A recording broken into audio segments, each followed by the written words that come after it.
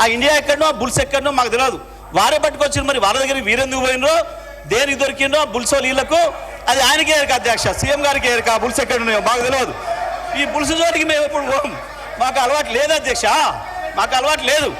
ఇక కేసీఆర్ గురించి మాట్లాడతారు. కేసీఆర్ కాలు గోడి సరిపోతారు అధ్యక్ష వీళ్ళు. తెలంగాణ శ్రీ కె వెంకటరామరెడ్డి గారు,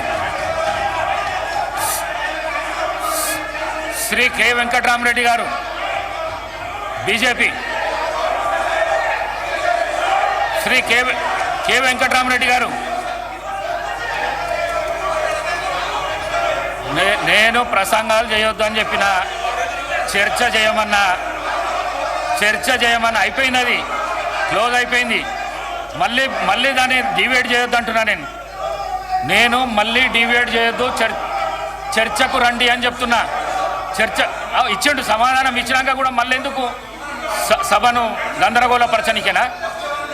మాట్లాడమని, చర్చ మాట్లాడమనండి.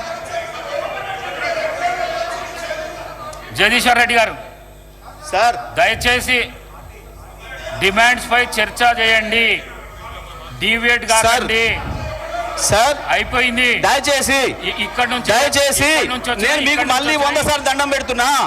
ఆయన వ్యక్తిగతంగా మాట్లాడిన, కేసీఆర్ గారి నుంచి మాట్లాడిన తీసేయండి, నేను దాని మీద వదిలేస్తా. తప్పకుండా తీసేస్తాను, మాట ఇవ్వండి, నేను ఒప్పుకుంటా.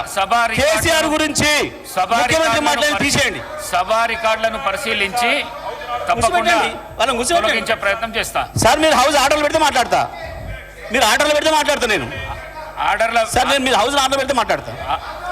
అధ్యక్ష, నేను ఇప్పటి వరకు శాసనసభలో ఎప్పుడు కూడా ఒక అక్షరం కూడా డిబేట్ మేము మాట్లాడలేదు.